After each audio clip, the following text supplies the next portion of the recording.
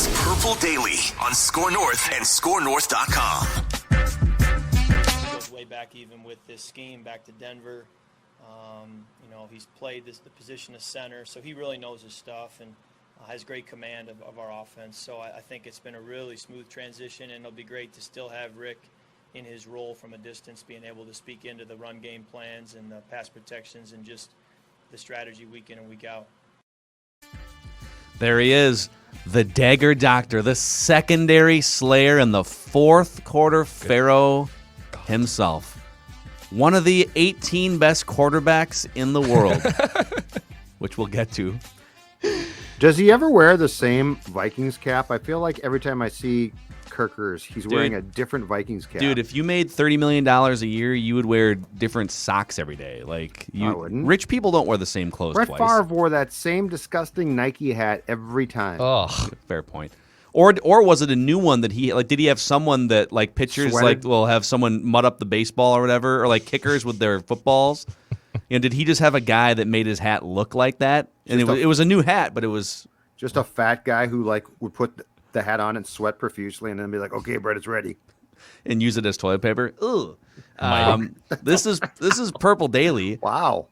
Mackie Judd, our executive producer, Declan Goff, presented by TCL. Enjoy more of what you love with TCL, and we love rankings on this show. By the way, training camp is happening. I should throw a quick plug out. Judd's out there on a daily basis, tons of video content all throughout the Score North social media platform, so be sure to follow. We did an Instagram Live yesterday, Judd's first ever Instagram Live on the Score North IG account, and we unveiled Purple After Dark last night.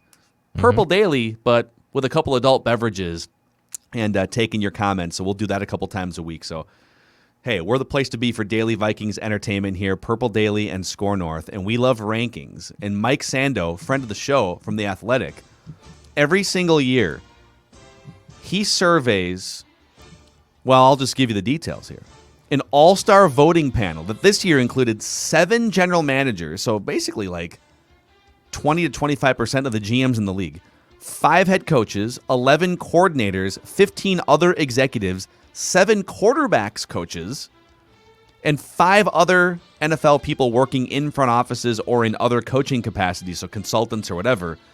And they ranked 34 veteran quarterbacks into 5 tiers, 1, 2, 3, 4, 5. So you could see these are the official Mike Sando quarterback tier rankings. Let's go through them. Number 1, tie for number 1. Aaron Rodgers and Pat Mahomes both had 50 votes across the board for tier 1. So they're both tier 1. Every one of these people voted them for tier 1. Number 3, Tom Brady, who had 41 out of 50 tier 1 votes and then 9 tier 2 votes. By the way, stop me if you guys want to. Yeah, okay? No, you're fine so far. You're fine, Russell Wilson, tier 1. Yep. Deshaun Watson, tier 1, 26 tier 1, 23 tier 2. Well, why do you guys praise Deshaun? I don't know. I mean, obviously, he seems like he might be a bad guy, but before all that stuff came out, he's an amazing quarterback. Just has a terrible organization and infrastructure. Tier 2, Josh Allen. This is in order, by the way. Josh Allen, Lamar Jackson, 7, tied with Matthew Stafford, 7. Stafford also got 4 tier 1 votes. Kind of interesting. Yeah, and I think that might have something to do with the fact that so much is expected of him now with the Rams, don't you? Mm-hmm.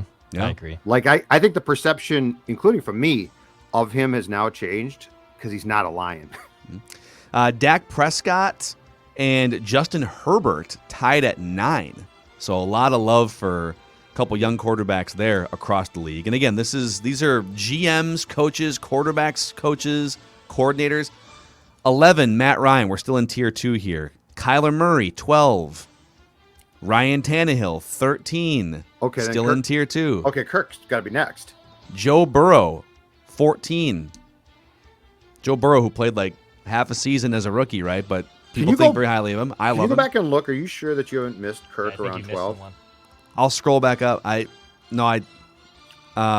Tannehill, 13. Joe Burrow, 14. Okay, tier 3 out of 5 tiers. Derek Carr, 15. Ben Roethlisberger. I love how Ben Roethlisberger's like, now I'm going to get in shape for the first time. Yeah. And by I'm the going to way, switch to, what did Lindsay Whalen tell us one time? So how do you stay in shape as an old player? She goes, light beer. yes. And by the way, if you've seen Ben, he is skinnier, but it ain't like they're like, oh my God, look at the great shape he's in. He's still got a gut like I do. Is he wearing like Kai Forbath skinny jeans and sockless loafers? Picture of him. They're like Ben Roethlisberger showing up at Pittsburgh's camp in great shape. And he's got like a beer belly hanging out. All right, still in tier 3 here. Baker Mayfield, 17. This is unbelievable. And then we get to Kirk Cousins, 18th. He received only 7 out of 50 tier 2 votes, 43 tier 3 votes. I'm just going to read some of the quotes. So these are anonymous, but these are general managers, coaches, etc. One GM said, if you look at the stats, he's a tier 2 guy all day, but every year I have the same problems with him. Off schedule, it's tough for him.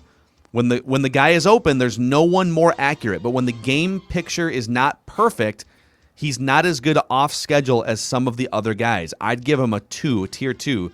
He can carry the team sometimes. Here's another one. In the bootleg game, he's out there quick and gets his hips around and looks good doing it. That deserves one of these. Football. Oh, yeah. That's why Kyle Shanahan wanted him. Contrast that to his in the pocket versus on-rushing defender. At times, he looks like that equipment intern you see in the pass rush drill during the training camp who can't get out of the way. Jeez. Another head coach said, I feel like his good games come when they are getting the bleep kicked out of them. Mm-hmm. Another voter said he struggles to win the big games, and there's a fear factor to his game that you can see up close if you're in the division. It ticks me off that Sando called you and Phil, and you didn't put your name out there with these quotes. I gave him 5 different quotes actually, and I just disguised my voice. This is general manager. I'm a Dan Campbell. Yep, this is Dan Campbell. I'm gonna take a bite out of your kneecap. Yeah. It reads like Mackey's being quoted. And then here's one more from a former defensive coordinator. Cousins is really good at play action. He's really good at moving the pocket. I think he's a good athlete who'll stay in there. He has some toughness. His accuracy is good. I don't know that he's going to win the whole thing, but I think he can be a playoff guy and go pretty deep. I think what let them down last year was their defense. So I guess, what do you guys, this is the most disrespect we've probably seen. I mean, Chris Sims had him like 16th, somewhere in there. So what do you guys think about league GMs, coaches, coordinators, and quarterback coaches having Kirk 18th?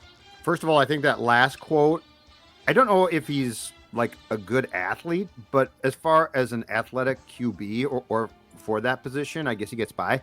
But I think the last quote is the most fair one. Like, I think that last quote strikes me as being pretty damn accurate. I'm going to defend Kirk here. I think this is too low. I think the amount of disrespect, like all the quotes that you read until the last one, sound like Vikings fans, non-Kirk stands, and us on like our worst day when we're talking about Kirk. Like the venom. They literally pulled these clips from Purple Daily, week 3, right? The equipment guy in the pass, when you put him in the pass rush drill. There's another, like the tone. Yes. By the way these guys talk about him is sort of disrespect and disdain. It's just they just think he's kind of a joke, and that's the way these quotes come off. Yes. I'm going to defend him here. I think 18 is too low. I mean, Big Ben going to the Hall of Fame someday, but damn, as far as I can tell, he's washed up now. Baker Mayfield, I'm jury still out on him. Derek Carr is an okay player, but I mean, to put Kirk near 20th? Yeah. That to me is overly harsh. Dex, what about you? Yeah, I mean, it's harsh. It feels like if he was 15th and he wasn't as close to being one above Jared Goff or Carson Wentz. Like, I'm sorry, I don't buy the Carson Wentz was just in a bad system in Philadelphia. I think he's cooked. I think that back injury ruined him. He had a nice run there, but I don't think he's a very good quarterback. Yeah. Jared Goff is a disaster. Good luck, Dan Campbell. But the fact that he's right next to those two names, I think says a lot more, because Derek Carr, Baker, Kirk, those can always be interchangeable, and they probably do belong in the same tier. But when he's that low, all the way at 18th, I think it's pretty damning. I agree with Judd. I think it's a little harsh. I think it's harsh too, and I've been probably the harshest critic of Kirk on this show, and 18th is aggressive. He is a better quarterback than Baker Mayfield. Baker has a much better offensive line. You could argue that Baker has a better defense, offensive line, like for certainly pass rush based on what Vikings had defensively last year, and has some pretty damn good weapons as well. So I think it's disrespectful to put Kirk below Baker Mayfield. But once you get past like the top 10 or 11, once you get to like 12th, there's a bunch of leeway between 12 and 18. And it just so happens that the way that the game of musical chairs between 12 and 18 shook out, that there's just a lot of disdain and disrespect for Kirk. And I think this just adds to sort of the bigger picture question of why is there such a gap, not only between Kirk Cousins and his statistics, and he ranks third all time in passer rating and like some of these ridiculous numbers that he puts up. There's a huge gap between that and how GMs feel about him and coaches and coordinators, and a gap between those numbers and team wins, right? Right. Why is that? Like, what is he the unluckiest, most misunderstood quarterback of our time? We have talked about his late game fourth quarter comeback struggles. We went through all of that data, like last 6 minutes of the fourth quarter. He's not good when trailing by 1 or 2 scores. But I guess to spin this forward so it's not just a dump on Kirk Fest, what does he need to do to close that gap? How can he get more respect from these people in the league? And how can he merge his great numbers closer to actual team winning production? Is the answer as simple as, well, he just needs better infrastructure around him? If you give him a better defense, then these GMs are going to think much differently about him. What does he need to do? He needs to, first of all, and he hasn't done this for at least 2 years, he needs to put together a complete season. There can't be a bad start, and then he's the NFC Offensive Player of the Month for October. Look at Kirk. He needs to put together a complete season. And I'm going to say something that I think can qualify as very nebulous, but I think it's accurate. He needs to prove he's a winner. And the thing is, if you put up big stats in the fourth quarter when you're down by 21, that's saying nothing. He needs to win games with so let's now assume that the Vikings defense is going to be greatly improved, right? So they're going to keep you in games, but games can still be tight. Games can still be close. He needs to win those games. And I'm not saying he has to do it completely by himself, but he has to be the motivating or the catalyst to those wins. Mm-hmm. Because you know what? Those quotes, which I do think are harsh, those quotes show the overall. So if you take a step back and you're not a Vikings fan and not a Kirk fan, but you're just a football fan, those quotes are indicative of things that we would say at times about Kirk, not all the time, that fans would say, and they're accurate. Think about the amount of times where you have seen, why now? What's going on? Why can't you do this consistently? So he needs to be consistent. He needs to be given the opportunity to succeed, and he needs to grab it. And I don't want to hear the excuses. I don't want to hear he's got an offensive line now that I think should be sufficient enough. There's a lot. Dakota Dozier was running with the ones yesterday, so I might pump the brakes on that. But that's got to stop. That's got to stop. In fact, I'll talk to Zim today. If I can get the new offensive line coach, Phil Rauscher, to calm down and quit dropping F-bombs in practice, I'll talk to him too. But nonetheless, I really think it's crystal clear. Kirk has to prove that he can win consistently. Putting up stats in the fourth quarter of a one-sided game that has not gone your way is not the key to it. But I really do believe that ranking and those comments are coming off the top rope. Okay, I'm glad you brought this up, sir. So what does he need to do? He needs to prove that he is a winner, and that can be multiple things. I have a question and sort of a thought experiment for you guys in just a second here. But speaking of winners, the real winner, if you're a golf fanatic in the Twin Cities, is PXG Minneapolis, Southdale Center, right? Mm-hmm. It's a golfer's paradise. They've got so many things for you to explore, clubs of different tiers.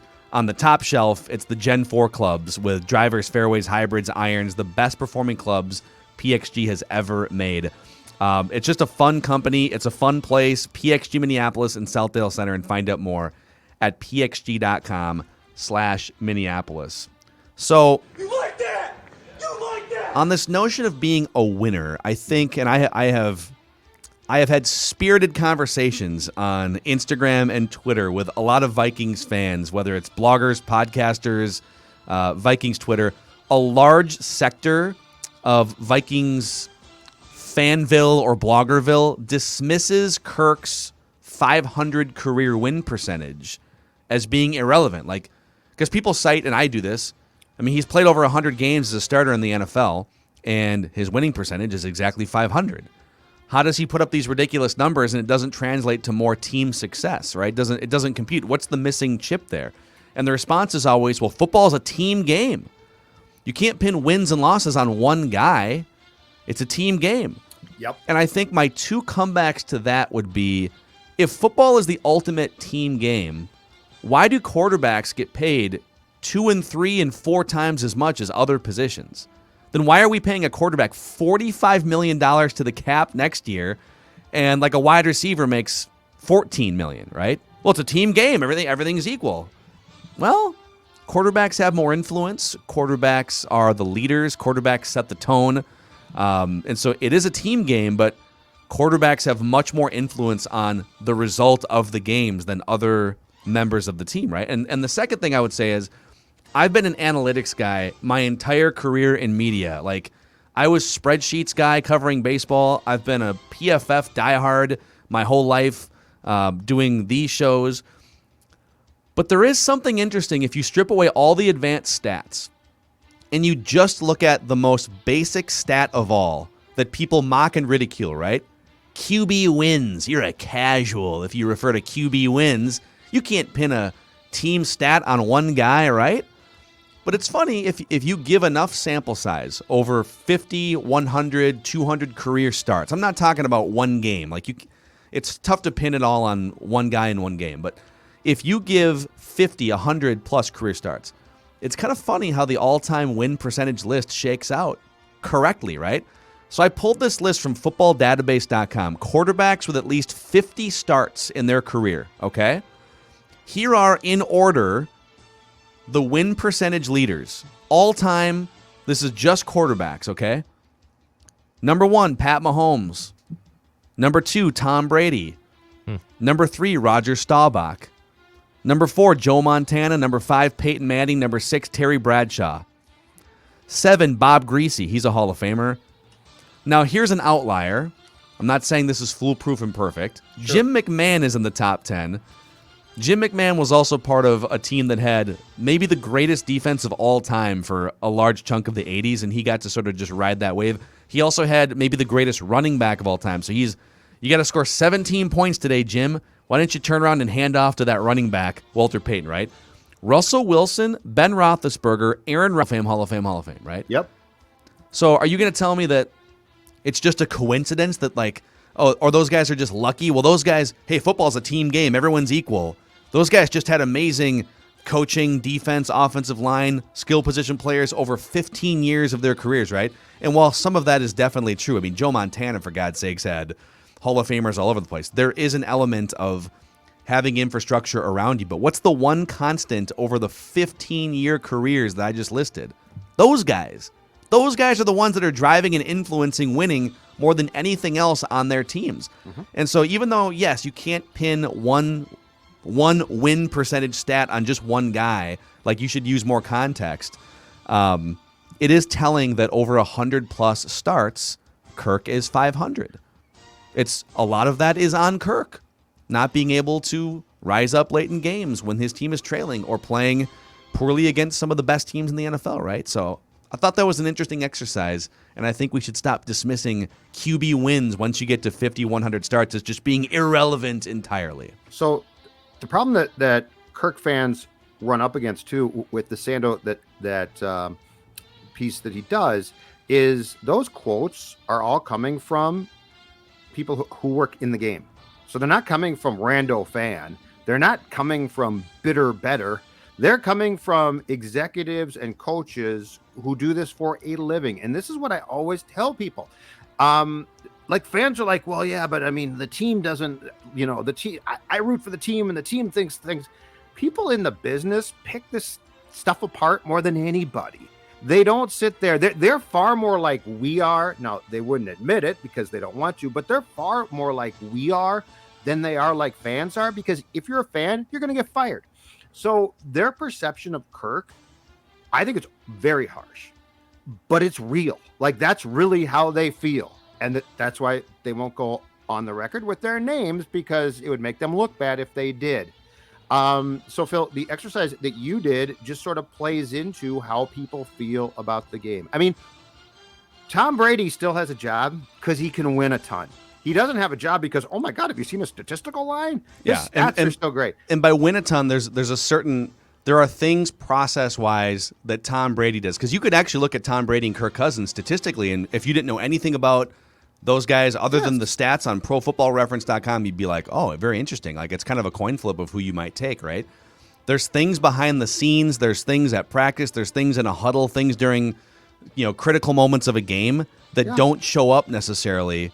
A piece of communication, a pull someone aside conversation, a text message sent on a Saturday night, a speech in the locker room before a Super Bowl, right? Like, all of the way that players gravitate toward you and look to you as a leader, like, those are all things that factor in with pretty much everyone I just listed like 15 all-time win percentage leaders. Like, almost all of those guys have some sort of gravitational pull toward them. I'm going to ride or die with this guy, and that guy's also a pinpoint thrower of the football, And that's what the people who were quoted by Sando all know. They know way more than we know or than fans know. So they all know what these guys do behind the scenes, what they do as far as the intangible things. And I think the last week there have been one or two stories about what Brady did before the Super Bowl and like the night before and speeches he gave. So yeah, it's just, that article is a very telling. So for people who defend Kirk, you guys are just Kirk bashers. Well, the bigger bashers than us are some probably very influential people who work in the league. So I honestly defend him more than they do, but it's also an important wake up call when you see those people saying what they're saying, which is really, I mean, he's 18th, he's tier 2. I'd probably put him 12, Phil. Tier 3. Or tier 3. He should be tier 2. I probably put him, I've always said this, he's outside the top 10, but I've never put him near 20. Yeah, it's very interesting. I know that a bunch of people are going to be like, "Oh, you guys are just hating on Kirk again." We're just having a real conversation about the most influential player on the team that we want to win a Super Bowl. I'm defending him though. I agree. He's not 18th. He is not 18th. Here. I'm not buying into this. He's not 18th, but I think I'm trying to explain why people think why people think so low of him relative to his statistics. Go 12 through 18 again, if you'd be so kind. Sure. If you have that in front of you still. Yep. Oh yeah. It's bulletin board material for me now. It's pinned up. Yep. All right. Kyler Murray is 12th. Okay. Actually, let me see who was 11th. Matt Ryan was 11th. Yeah. Okay. I don't know, man. A few years ago, no brainer. That's too high right now. Yes. Too high right now. I agree. He's really good. He is really good still. Good, but Kyler Murray. Yep. Ryan Tannehill might be low here, actually. Ryan Tannehill's been really good the last couple with years. How he's played, I agree. He's been fantastic. Yep, I might put him above Matt Ryan. I would. Joey Burrow, it's all really just people love his upside. I love his upside. He's coming off an injury. But might be a bit premature to have him 14, though.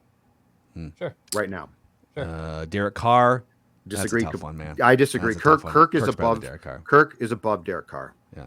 Because what can you? I mean, it's not like Derek Carr has a run of clutch in the postseason or anything like that. No. Like, what's the difference? Correct. Big Ben 16, That's Baker ridiculous. Mayfield 17, and Kirk Cousins is 18. So 15. 19. Yep. Jared Goff, as Declan put up on the graphic. Yeah. And Carson Wentz. 21st Jimmy Garoppolo. 22nd Daniel Jones. 23rd Ryan Fitzpatrick. And then we get to tier 4, and it's basically everybody else. Okay, Carr, Big Ben, and Baker. You like that? You like that? I think are slam dunks. Should not be right now ahead of Kirk. Yeah, that's fair. I think the only thing Carr's got him beat is this Carr does have some clutch to him. Like Carr has 24 game-winning drives, 21 fourth-quarter comebacks. Like he has shown some clutch. But, and if we're looking at QB wins, a record of 47-63. Speaking of cars, Brainerd International Raceway See what you did there. is Very starting tomorrow. Bravo. Putting on a great fun event. Moto America is coming to the Brainerd International Racetrack. 190-mile-per-hour bike races. Pure adrenaline. And these are fun, family-friendly festivals, really. We're talking about camping, kid zones, free carnival games, stunt shows. If you're interested, fun little weekend up at Brainerd International Raceway. Ticket and camping information available at birmn.com. You got kids 12 and under, they get in free. birmn.com. Hey, I think everyone by now has probably seen the Aaron Rodgers just got up at a podium yesterday and cut a vein open all over the Packers organization and demanded that they trade for Randall Cobb, who's now at practice today. Washed up Randall Cobb. Now that he's back, but now that he has made it all very clear how much he hates the organization, what does all of this mean for the Vikings? Because I actually think, even though Vegas now has the Packers as the favorite in the division, I think the Vikings are much more put together and ready to, like, the Vikings know what they're doing this year or what they want to accomplish. They know what their mission is. There's really very little drama now that Danielle Hunter's back in the fold. Injuries are the only thing that can sort of derail things here in the preseason for the Vikings, and we'll see how some of these guys come back. But, like, I think the Vikings will beat the Packers at least once this year, and I think the Packers could go off the rails because of how rickety this thing seems. So what did you make from that thing yesterday with Aaron, and what does it mean for the Vikings? Lots of unanswered questions, in my opinion, here. First of all, I think the Vikings are a better team. Like, if you just look at the teams, not the QBs in particular, I think the Vikings, and this is going to, depend on Peterson playing well. He's, has to rebound after a couple of years in Arizona where he was not the Pro Bowl player he was. He has to come back. I mean, the Vikings are counting on some guys bouncing back. They're counting on Hunter being healthy at left end. So, but overall roster-wise, right now, I like the Vikings more. Here's the thing about the Packers that I can't tell yet. If Rodgers comes back with the chip on his shoulder that he had last year, it could be a pain in the ass, because that guy was motivated beyond belief. I mean, he was basically called cooked by his own organization, without being called it directly. And when he's playing like that, he is fantastic. But is he going to come back again playing like that, or is he going to come back and be like, well, I sort of proved things last year. I'm stuck here now. I basically came back to get my paycheck, which I guess you can't blame him. But I'm going to try to have a good year, but I'm not as motivated as I was last year. That's a huge question to me. But going into this year, my inclination is, because I like the Vikings and what they've done, I would probably pick the Vikings to win the division right now, because there just seems to be such an overall dysfunction in Green Bay from the top on down. And it feels like they've really lapsed into, despite back-to-back 13-3 seasons, into a sort of a malaise of not being super well run. And that type of stuff usually catches up with your organization at some point. And to me, it starts with Mark Murphy, the team president, who I think is the de facto GM. He thinks he's in charge. And I just think he's made a lot of mistakes. And by the way, and I know Rodgers loves him and I know he can play in the slot, but are you telling me like your big present to Aaron Rodgers is Randall Cobb? Like, well, it's not their present to Rodgers. Gutekunst said today, we only did this because Rodgers asked us to do it. But I'm he saying flat out said right. that. No, but I'm saying so they did it. But Rodgers has asked them from the comments that he made at the podium yesterday. Rodgers has asked them for a ton of things about input and about not basically cutting guys and being classless about it. And at every turn until now, they've been like, okay, shut up. Now on Cobb, they're like, okay, we'll bring him back. And like, this is supposed to be the magic elixir. So anyway, I think the Vikings right now are in a much more stable position than the Green Bay Packers. Another main takeaway for me is even like the way that Rodgers talks, he seems very uncomfortable with himself. He's a weird guy. there seems to be like sometimes you think he's very California cool, but he also just seems to be there's a certain like paranoia about him. I mean, the guy cut his family out from his life. Like there's a weird sort of sociopathic paranoia about him that, by the way, I'm here for if he wants to play 1 year in purple. Like, I don't know if I'd want to deal with it for 15 years like they've had to deal with it. And there probably is a certain like, my God, this guy, he's a weirdo. He just gets super cantankerous about things. He's passive aggressive. Like, he doesn't communicate like a normal human. You know, there's just a lot of cloak and dagger weirdness about the way that he goes about his business. And like, it almost sounds like he has a Southern accent now too. It's like the way that he talks has changed over the years. Well, look at his relationships, dude. Like, he just bounces from relationship to relationship. He's a weird guy. He is a weird guy, and I think he thinks a lot. I think he thinks a lot about life. I mean, he wants to host Jeopardy. What'd you say, Dex? Sorry. I won't say it on the pod. I have questions about his relationship choices. Yeah. That's been out there for a long time. Identifies. Yeah. But I mean, the man hosted Jeopardy. He's an active player. That's odd. Nonetheless, I think the Packers are dysfunctional. I don't think that they're well run, and I think that's going to catch up to them at some point. I think if you were well run, the Aaron Rodgers thing never would have got to this. As weird as he might be. Yeah. Now, obviously they put together a good roster to get to 13-3. Like Jair Alexander's maybe the best cornerback in the NFL, and Devontae Adams might be the best wide receiver in the NFL, and their offensive line has been amazing. So they've done a good job roster building, and Brian Gutekunst has been part of the scouting department and now GM for years. But it's like your one priority above all else is to make sure that your Hall of Fame quarterback is good, right? Like that you've got a relationship there to some extent. But then again, Aaron's probably just really hard to connect with. That's sort of my read on it. But I think the pressure's on. I think the Vikings now, with what's going on here, should win the division.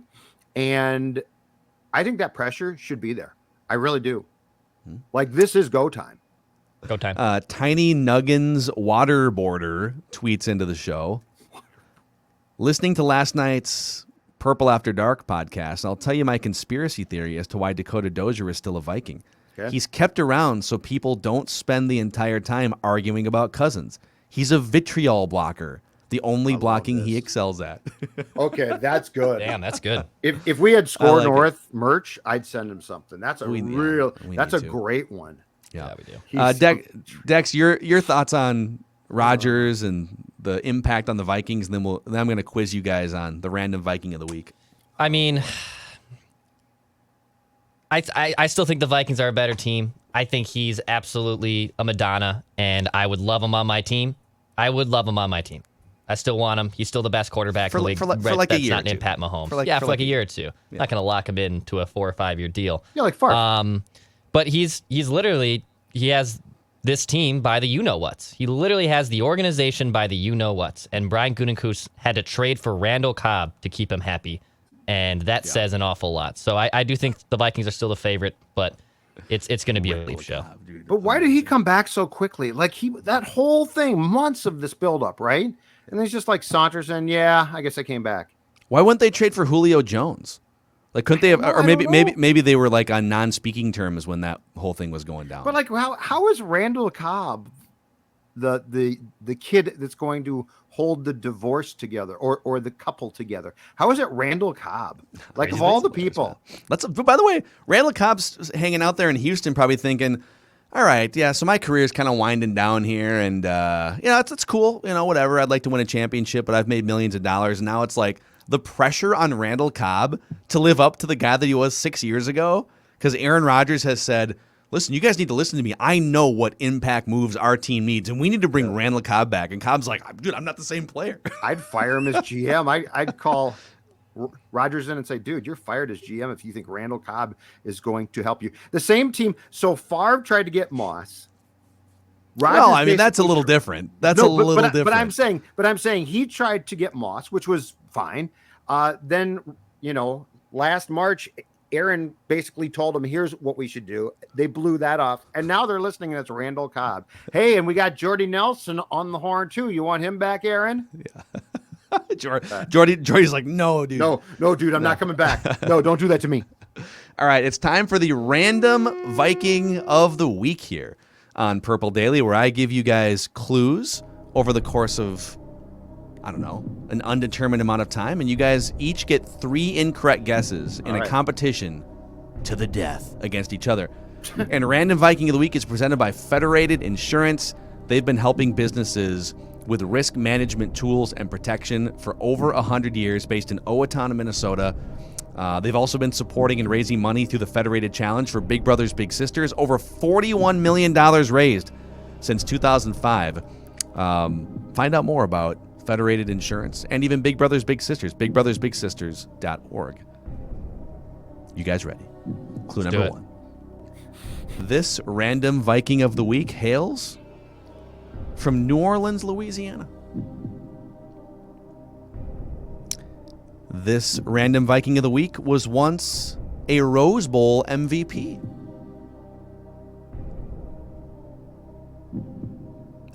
This random Viking of the week played college football in the Big Ten. I'll guess. Judd Zulgad. Michael Bennett.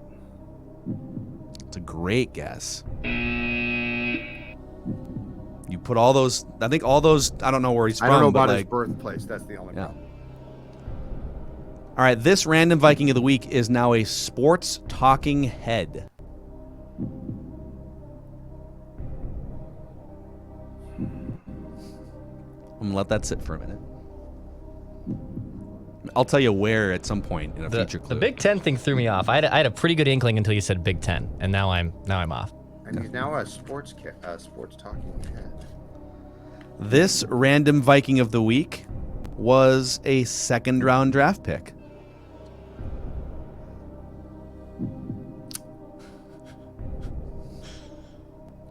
This random Viking of the week is a radio host. But he played in the Big Ten. Sean Salisbury? Did he play in the Big Ten? No, he played at USC. Okay. Well, that's a good guess. Yeah, wait, so he's a radio host now? You can ask some questions, yes or no questions, and I can choose whether or not I answer them. Is he a radio host in the South? Yes. All right, this random Viking of the week is a one-time Pro Bowler, but not with the Vikings. Oh boy, now we got tricky. Was he a second-round pick by the Vikings? No. Okay, so this is where I was thrown off. This random Viking of the week is now 53 years old. It's a couple years older than me.